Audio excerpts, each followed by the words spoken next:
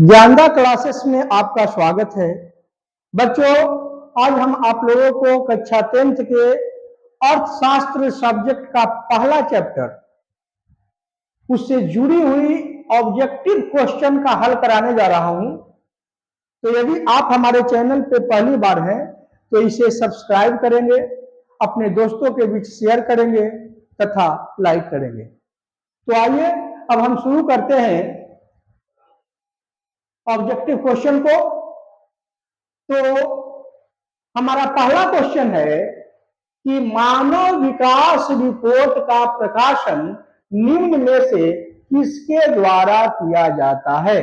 और यह सभी क्वेश्चन है ना, याद रखिएगा, है ना, हम जितने क्वेश्चन का आपको रिवाइज करा रहे हैं, इसको हल करा रहे हैं, वह किसी न किसी वर्ष में मैट्रिक एग्जाम में पूछा गया है या है ना अदर जितने भी एग्जाम होते हैं कॉम्पिटिटिव एग्जाम, है ना, उसके लिए भी यह जो है प्रश्न बहुत महत्वपूर्ण है। तो प्लीज उस पर ध्यान दीजिएगा आप लोग। तो पहला क्वेश्चन है कि मानव विकास रिपोर्ट का प्रकाशन निम्न में से किसके द्वारा किया जाता है। ठीक है ना, ये जो संस्थाएं हैं, इन संस्थाओं में से कौन जो है मानव विकास रिपोर्ट का प्रकाशन करता है। पहला विकल्प है WTO, वर्ल्ड ट्रेड ऑर्गेनाइजेशन, है ना, वर्ल्ड ट्रेड ऑर्गेनाइजेशन, है ना। दूसरा है WHO, वर्ल्ड हेल्थ ऑर्गेनाइजेशन। तीसरा है ILO, इंटरनेशनल लेबर ऑर्गेनाइजेशन। और चौथा है UNDP, है ना, यूनाइटेड नेशन डेवलपमेंट प्रोग्राम। ठीक है ना। कहता है कि इनमें से कौन, है ना, माने WTO यानी विश्व व्यापार संगठन, WHO, है ना, यानी विश्व स्वास्थ्य संगठन, ILO, अंतरराष्ट्रीय श्रमिक संगठन, और अगला है UNDP, मतलब संयुक्त राज्य, है ना, विकास कार्यक्रम। समझ गए। इनमें से कौन जो है मानव विकास रिपोर्ट को प्रकाशित करता है। तो याद रखिएगा, ये सभी के सभी जितना भी देख रहे हैं ना, WTO, WHO, ILO और UNDP, सभी के सभी संयुक्त राष्ट्र संघ का एक अभिकरण है।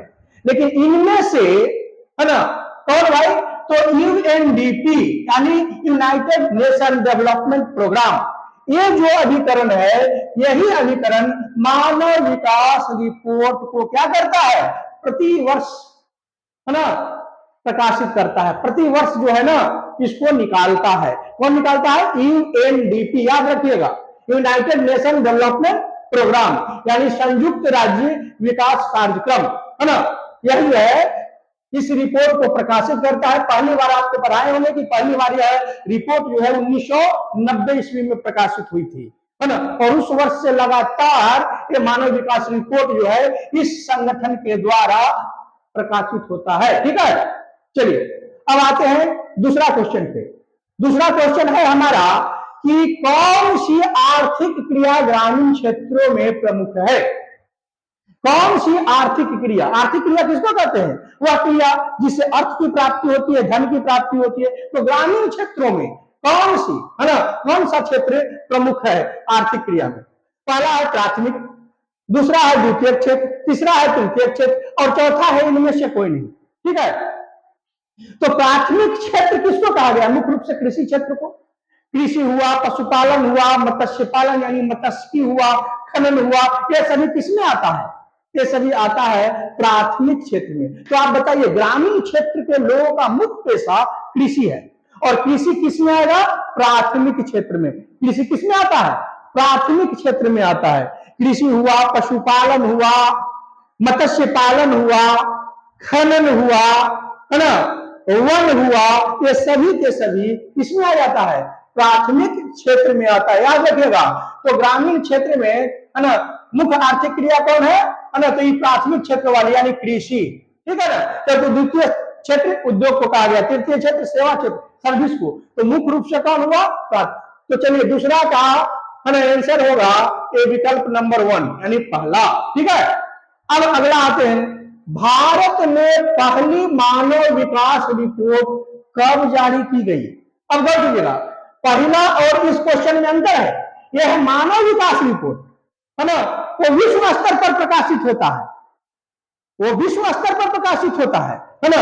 जबकि ये क्वेश्चन, तीसरा क्वेश्चन है कि भारत में पहली मानव विकास रिपोर्ट कब जारी की गई। तो याद रखिएगा, भारत में पहली मानव विकास रिपोर्ट, है ना, श्री अटल बिहारी वाजपेयी यानी भारत के तत्कालीन प्रधानमंत्री श्री अटल बिहारी वाजपेयी के द्वारा वर्ष 2002 ईस्वी में प्रकाशित की गई थी। तो आप विकल्प अच्छा से देखिए, है ना, ये मई 2000 है, ये अप्रैल 2001 है, ये अप्रैल 2002 है और ये अगस्त 2005 है। तो हम इतना तो जरूर जान रहे हैं कि अटल बिहारी वाजपेयी के द्वारा, है ना, 2002 ईस्वी में। तो इस विकल्प को देखें तो 2002 मात्र इसमें है ना, विकल्प नंबर 3, है ना। तो अप्रैल 2002, अप्रैल 2002 इसका राइट आंसर होगा, अप्रैल 2002, है ना।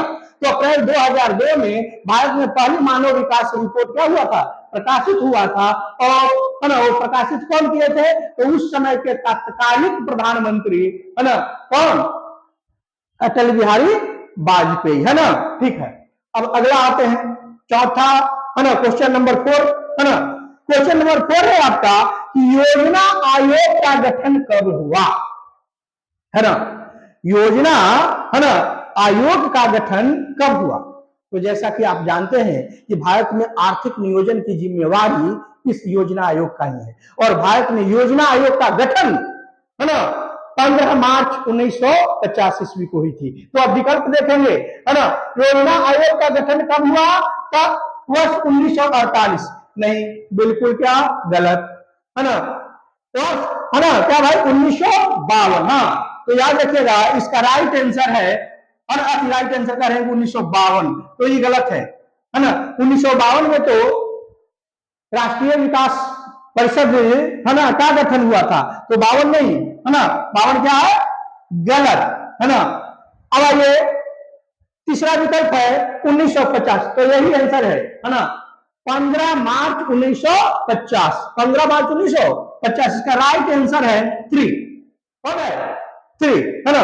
अब पांचवा क्वेश्चन पर हम लोग आते हैं। पांचवा क्वेश्चन हमारा है कि भारत में सर्वप्रथम राष्ट्रीय आय की गणना का अनुमान कब लगाया गया। ध्यान दीजिएगा, किस वर्ष से पहली बार भारत के लिए, है ना, राष्ट्रीय आय की गणना का अनुमान लगाया गया था कि भारत का राष्ट्रीय आय, है ना, प्रति, है ना, मानी इस्लामिक वर्ष कितना है, या उस वर्ष का प्रति व्यक्ति आय कितना है भारत के लोगों का। तो पहली बार अनुमान कहता है कि फर्स्ट बार अनुमान कब लगाया गया। तो याद रखिएगा, ऐसे भारत में पहली बार राष्ट्रीय आय की गणना का अनुमान भारत के बड़े वृद्ध नेता, है ना, जिनको grand old man of India कहा जाता है, कौन, दादा भाई नौरोजी। तो दादा भाई नौरोजी ने पहली बार 1868 ईस्वी में, कब, 1868 ईस्वी में, है ना, उस समय क्या भाई, एक बुक प्रकाशित किए थे, वो बुक लिखे थे, कौन सी बुक था भाई, तो poverty and un British rule in India, poverty यानी गरीबी, poverty and un British rule, है ना, इन इंडिया, एक पुस्तक प्रकाशित किए थे 1968, 1868 ईस्वी में, है ना। और उस पुस्तक में ही, है ना, वो भारत के राष्ट्रीय आय का अनुमान लगाए थे, भारत के प्रति व्यक्ति जो आय होता है, प्रति व्यक्ति आय, उसका अनुमान लगाए थे। और उस अनुमान में वो बताए थे कि भारत का प्रति व्यक्ति आय उस वर्ष 1868 में 20 रुपए, कितना रुपए, यानी भारत का एक व्यक्ति एक वर्ष में इनकम कितना करता है भाई, 20 रुपया। ठीक है, तो अब इसका आंसर ध्यान दीजिएगा आप लोग, है ना। भारत में सर्वप्रथम राष्ट्रीय आय की गणना का अनुमान कब लगाया गया, तो, है ना, पहला विकल्प है 1872, तो ये गलत होगा। दूसरा विकल्प है 1968, ध्यान दीजिएगा, तीसरा का है 1868, तो मैंने कब बताया 1868, है ना, 1968 मत मार दीजिएगा, 1868, है ना। तो इसका राइट आंसर है 3। कि 1868 ईस्वी में, है ना, भारत के बड़े वृद्ध नेता, भारत के कह सकते हैं कि grand old man of India के नाम से जाने जाने वाले दादा भाई नौरोजी के द्वारा 1800 के में 68 ईस्वी में, है ना, क्या भाई, तो पहली बार भारत के लिए राष्ट्रीय आय की गणना का अनुमान लगाया गया। चलिए, अब छठा नंबर क्वेश्चन है कि गरीबी रेखा निर्धारण का कैलोरी मापदंड किसने दिया? तो ध्यान दीजिएगा, भारत की जनता के लिए कि भारत के कितने प्रतिशत लोग यहां पर गरीबी रेखा से नीचे गुजर बसर करते हैं, है ना, इसका अध्ययन करने के लिए, है ना, क्या भाई, तो योजना जो आयोग है, भारत की जो योजना आयोग है, योजना आयोग ने एक कैलोरी मापदंड निकाला। कहा भाई कि हम कैसे समझेंगे कि, है ना, कौन सा व्यक्ति गरीबी रेखा से नीचे है और कौन गरीबी रेखा से ऊपर, है ना।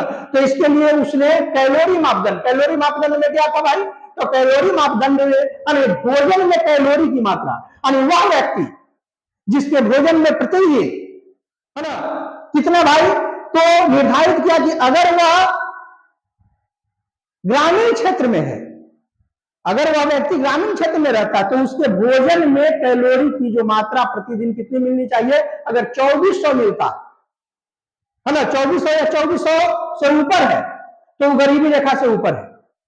लेकिन, है ना, अगर 2400 से क्या है, नीचे, 2400 से उसके भोजन में कैलोरी की मात्रा 2400 से क्या है, कम है, तो वह माना जाएगा कि वह गरीबी रेखा के क्या है, नीचे है ना। कौन क्षेत्र में रहने वाले लोग, ग्रामीण क्षेत्र में रहने वाले लोग, क्योंकि ग्रामीण क्षेत्र में, है ना, जो लोग काम करते हैं मुख्य रूप से शारीरिक श्रम करते हैं, और शारीरिक श्रम करने वाले का भोजन में कैलोरी की मात्रा अधिक होनी चाहिए। इसलिए माना गया कि ग्रामीण क्षेत्र में रहने वाले लोगों के लिए, है ना, भोजन में कैलोरी की मात्रा जो है, अगर प्रतिदिन, है ना, कितना है, 2400 कैलोरी रहता है, उससे ऊपर है तब तो वो गरीबी रेखा से ऊपर माने जाएंगे, लेकिन उससे कम है तो, है ना, वो गरीबी रेखा के नीचे आएंगे। और अगर वह व्यक्ति, अगर कोई व्यक्ति शहरी क्षेत्र में रह रहा है, शहरी क्षेत्र में रह रहा है, तो उसके भोजन में कैलोरी की मात्रा प्रतिदिन 2100 कैलोरी होनी चाहिए, है ना। अगर 2100 कैलोरी से कम है भोजन में कैलोरी की मात्रा, तब वो माना जाएगा कि वह गरीबी रेखा से नीचे है। तो कैलोरी जो मापदंड है ना, आप याद रखिएगा, है ना, गरीबी रेखा निर्धारण का कैलोरी जो मापदंड है ना, यह कौन दिया, तो यह दिया योजना आयोग। तो देखिए विकल्प देखिए, पहला है राष्ट्रीय विकास परिषद, गलत होगा। नीति आयोग, ये तो बिल्कुल गलत होगा। तेंदुलकर समिति, है ना, ये भी गलत है। राइट आंसर है चौथा, योजना आयोग। ठीक है, चलिए अब आते हैं, अगला है आपका, मानव विकास सूचकांक में सर्वोच्च स्थान किस देश का है ना। अब समझिएगा, मानव विकास सूचकांक यानी ह्यूमन डेवलपमेंट इंडेक्स, है ना। तो जैसा कि आप जानते हैं कि मानव विकास रिपोर्ट जो 1990 ईस्वी में क्या हुई थी, प्रकाशित हुई थी, है ना, उसमें मानव विकास सूचकांक का जिक्र किया गया। ठीक है, और मानव विकास सूचकांक में जितने राष्ट्रों का अध्ययन किया गया उसमें सबसे ऊपर स्थान पर कौन है ना, आज नॉर्वे। कौन है, नॉर्वे। नॉर्वे सबसे प्रथम स्थान पर है, यानी सबसे ऊपर है।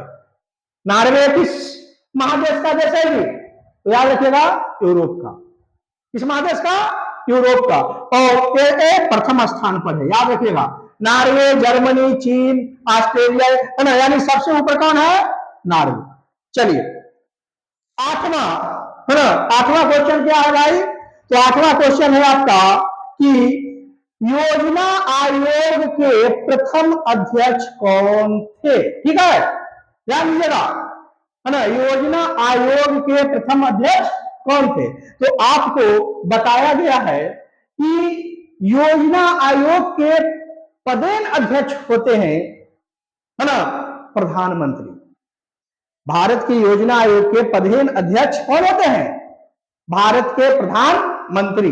और जिस, है ना, क्या देखेगा, और, है ना, जिस समय योजना आयोग का गठन हुआ था उस समय देश के तत्कालिक प्रधानमंत्री थे पंडित जवाहरलाल नेहरू। कौन थे जी? पंडित जवाहरलाल नेहरू। तो योजना आयोग के प्रथम अध्यक्ष कौन हुए? है ना, पंडित जवाहरलाल नेहरू, है ना। तो देखिए, पहला विकल्प है सरदार वल्लभ भाई पटेल, नहीं होगा। दूसरा विकल्प है लाल बहादुर शास्त्री, नहीं होगा, है ना। है ना, तीसरा है पंडित जवाहरलाल नेहरू। तो राइट आंसर है आपका विकल्प नंबर कौन? 3, है ना। समझ गए, है ना। तो 8 क्वेश्चन आप लोगों का हो गया। अब 9वां क्वेश्चन हम लोग देखेंगे। 9वां क्वेश्चन है आपका कि निम्न में से कौन आर्थिक गतिविधि नहीं है ना। आर्थिक गतिविधि नहीं पूछ रहा है कि नहीं है इसमें से आर्थिक गतिविधि, ठीक है। तो आप बताइए, कृषि कार्य करते हैं, तो कृषि कार्य करते हैं तो अर्थ की प्राप्ति होती है, निश्चित है कि वो आर्थिक कार्य में है ना। दूसरा है संचार, तो संचार के जितने भी साधन हैं, है ना, चाहे टेलीफोन हुआ, दूरसंचार में जो भी है ना, तो वो भी कैसा है ना, तो आर्थिक गतिविधि है ना, क्योंकि अर्थ की प्राप्ति होती है।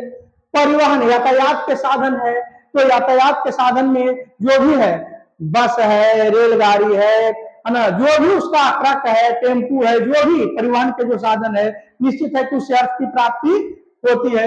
लेकिन ये जो गरीबी है, सी देख रहे हैं विकल्प गरीबी, तो गरीबी जो है वो आर्थिक गतिविधि नहीं ना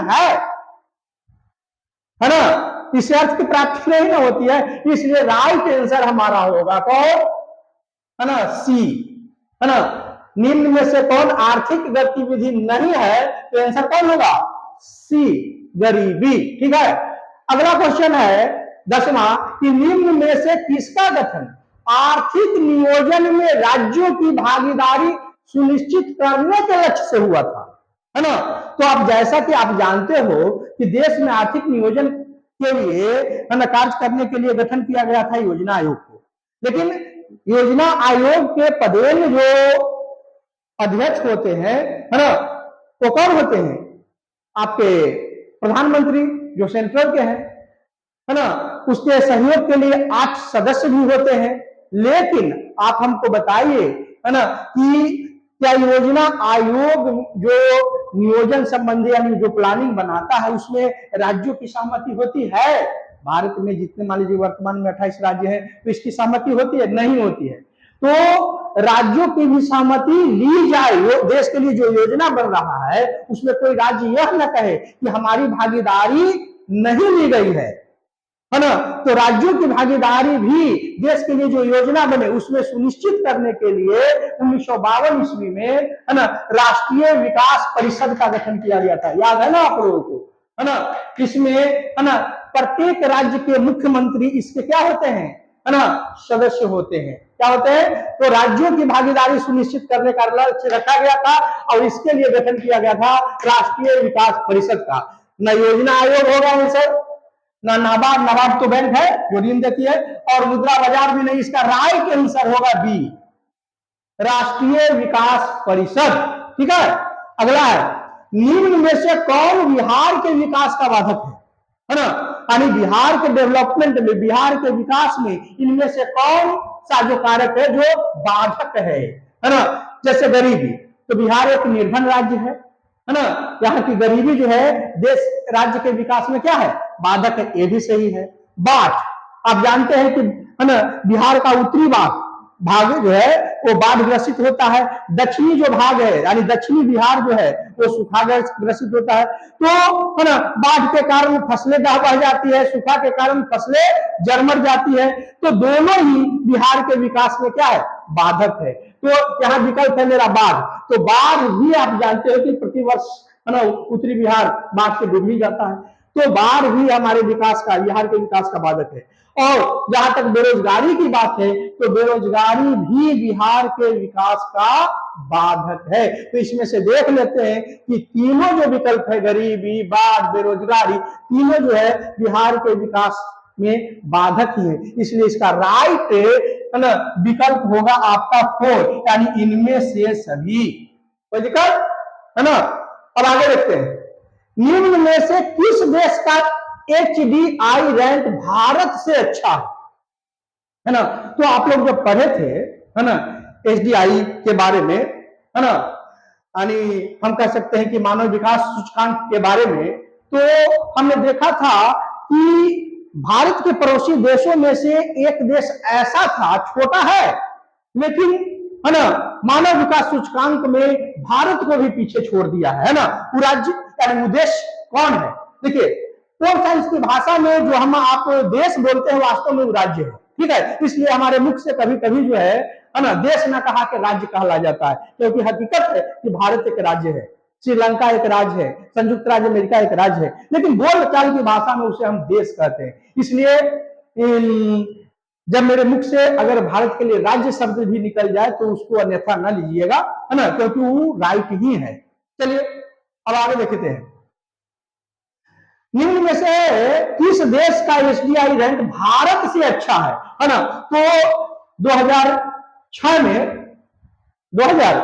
में जो मानव विकास रिपोर्ट प्रकाशित हुआ था है ना, जिसमें आंकड़ा 2004 का लिया गया था, उसमें आपने देखा था है ना कि भारत का स्थान जो था 126वां था, है ना, जबकि इसके पड़ोसी जो देश है ना, यहाँ पर विकल्प जितना भी लिया गया है ये पड़ोसी देश से है ना। तो है ना नेपाल को उठाते हैं आप, तो नेपाल का भी कम, पाकिस्तान को उठाते हैं उसका भी कम, हाँ जहां तक श्रीलंका की बात है ना, श्रीलंका, तो श्रीलंका का कितना, तो श्रीलंका का 53वां स्थान था, 93 है ना। मानव विकास सूचकांक में 53वां स्थान था, भारत का 126वां था। बांग्लादेश का कितना था जी, या पाकिस्तान का, तो पाकिस्तान का था 134वां स्थान था, और जहां तक बांग्लादेश का था तो बांग्लादेश का कितना था, 137वां स्थान था। यानी भारत से अच्छा उस है ना रैंक किस देश का था, जो 53वां किसका था, श्रीलंका, एक पड़ोसी देश का मात्र था, नहीं तो सब का पीछे। तो इसका आंसर ना नेपाल होगा, ना पाकिस्तान होगा, ना बांग्लादेश होगा, राइट आंसर होगा कौन, श्रीलंका, क्योंकि है ना भारत से पूछ रहा है, तो भारत का 126वां स्थान था, तो श्रीलंका का 53वां स्थान था, है ना। तो राइट आंसर कौन होगा, श्रीलंका। चलिए अब आगे और बढ़ते हैं 13वां स्तर, कहता है कि मानव विकास रिपोर्ट किस घटक के आधार पर तैयार की जाती है ना।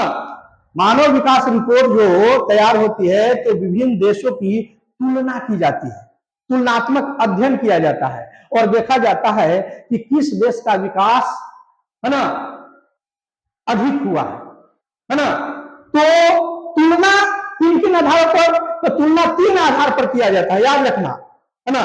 मानव विकास रिपोर्ट के घटक यानी जो तैयार किए जाते हैं उसके घटक कौन कौन, तो 3 आधार कौन कौन, तो देखिए इसमें एक है शैक्षणिक स्तर पर, दूसरा है स्वास्थ्य स्थिति या स्वास्थ्य स्तर पर, और तीसरा प्रति व्यक्ति आय। यानी इसका राइट आंसर, तीनों तो दिया है, इसमें राइट आंसर होगा इनमें से सभी, इनमें से सभी। हाँ अगर यही क्वेश्चन रहता है कि मानव विकास जो सूचकांक है, मानव विकास रिपोर्ट के तहत मानव विकास जो सूचकांक, तो उसके सूचकांक के कितने सूचक है, तो उसके भी 3 सूचक है, उसके भी कितने सूचक है, 3 सूचक है।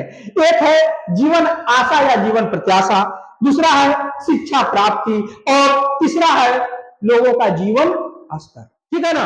वो जब क्वेश्चन पूछेगा कब, मानव विकास सूचकांक पूछेगा कि उसके 3 सूचक में कौन कौन है, तो याद रखिएगा, पहला है जीवन आशा, दूसरा है शिक्षा प्राप्ति, और तीसरा है ना जीवन स्तर। लेकिन यहां हमारा क्वेश्चन किससे है, हमारा क्वेश्चन है मानव विकास रिपोर्ट, तो मानव विकास रिपोर्ट के कितने घटक, तो इसके भी 3 घटक है, कौन कौन, तो पहला है शैक्षणिक स्तर, दूसरा है स्वास्थ्य, और तीसरा है प्रति व्यक्ति आय। इसलिए इसका राइट आंसर होगा चौथा। चलिए अब आते हैं 14वां क्वेश्चन पे, निम्न में से क्या पूंजीगत वस्तु का उदाहरण है, पूंजीगत वस्तु। तो देखिए जब इकोनॉमिक्स का पहला चैप्टर पढ़ा रहे थे तो मैंने बताया था कि पूंजी क्या है, तो पूंजी की परिभाषा बताते हुए मैंने बताया था कि धन का एक भाग है पूंजी, जिसका प्रयोग भविष्य में अधिक लाभ कमाने के लिए किया जाता है, यानी जिसका उपयोग जो है भविष्य में हम इससे ज्यादा लाभ कमाने के लिए। और उसमें मैंने बताया था कि पूंजी के तहत, है ना, आपकी बचत ही नहीं आती है, धन का जो बचत वो ही नहीं आती है ना। किसानों के जो हल है, किसान के जो बीज है, किसान के जो माने कहिए कि जो ट्रैक्टर है, मशीन है, ये सब पूंजी के तहत आता है। तो यहाँ क्वेश्चन है मेरा कि निम्न में से क्या पूंजीगत वस्तु का उदाहरण है? तो किसान का ट्रैक्टर, तो ये भी पूंजीगत वस्तु होगा। मशीन, है ना, मशीन पावर टेलर हो या फिर जो भी, है ना, मशीन, है ना, किसान यूज करता है वो, है ना, उपकरण यहाँ वस्तु जिसका कृषि कार्य में उपयोग कर रहा है, वो भी पूंजीगत वस्तु है। यानी इसका राइट आंसर होगा इनमें से सभी। क्या होगा? इनमें से सभी। 15वां क्वेश्चन आइए, इनमें से किसको तृतीयक क्षेत्र कहा जाता है ना?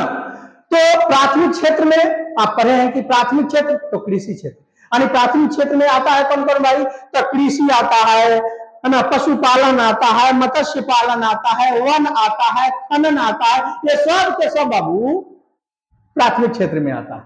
द्वितीय क्षेत्र में तो उद्योग, द्वितीय क्षेत्र में उद्योग, है ना, और तृतीय क्षेत्र सेवा क्षेत्र को कहा जाता है ना, जो इन दोनों के लिए सेवा प्रदान करता है। तो कहता है कि इनमें से किसको तृतीय क्षेत्र? तो सेवा क्षेत्र, यानी यहाँ विकल्प नंबर कौन हो जाएगा? 4। चलिए अगला है 16वां क्वेश्चन, जिस देश का राष्ट्रीय आय अधिक होता है वह देश कहलाता है क्या? है ना, अब समझिएगा, कहता है कि वह देश जिसका राष्ट्रीय आय अधिक होता है वो कैसा देश कहलाएगा? है ना, यानी जिस देश के, है ना, जिस देश का राष्ट्रीय आय एक वर्ष का आय ज्यादा हो तो तय है कि वहां के लोग खुशहाल होगा, वो देश विकसित होगा, है ना। तो याद रखिएगा, जिस देश का राष्ट्रीय आय अधिक होता है वह देश कहलाता है। पहला है अविकसित, गलत होगा। दूसरा है विकसित, तो राइट आंसर होगा विकसित देश, वो देश कैसा कहलाता है? विकसित, है ना। तीसरा है विकासशील, गलत, है ना। चौथा है अर्धविकसित, ये भी गलत। अभी याद रखिएगा, जिस देश का राष्ट्रीय आय अधिक होता है वह देश विकसित देश की श्रेणी में आता है, यानी विकसित देश कहलाता है। 17वां क्वेश्चन देखिएगा आप लोग, है ना, इनमें से किस देश में मिश्रित अर्थव्यवस्था है ना? जानिए, इनमें से किस देश में कैसी अर्थव्यवस्था? मिश्रित अर्थव्यवस्था। आप पढ़े हैं कि अर्थव्यवस्था 3 प्रकार की होती है, पूंजीवादी अर्थव्यवस्था, समाजवादी अर्थव्यवस्था और मिश्रित अर्थव्यवस्था, है ना। तो है ना, आप लोग सब पढ़ चुके हैं कि हमारा देश जो भारत है, हमारे देश भारत में मिश्रित अर्थव्यवस्था है, न पूंजीवादी अर्थव्यवस्था है ना समाजवादी, बल्कि दोनों का मिश्रण है। यानी मिश्रित अर्थव्यवस्था में पूंजीवादी अर्थव्यवस्था और समाजवादी अर्थव्यवस्था दोनों के गुण समान रूप से क्या होते हैं? विद्यमान होते हैं। तो भारत में कैसी अर्थव्यवस्था को अपनाया गया है? तो भारत में, है ना, कैसी? तो है ना, मिश्रित अर्थव्यवस्था। तो देखिए इनमें से किस देश में मिश्रित अर्थव्यवस्था है? तो पहला है चीन, गलत होगा। दूसरा है ना भारत, तो राइट आंसर होगा ख।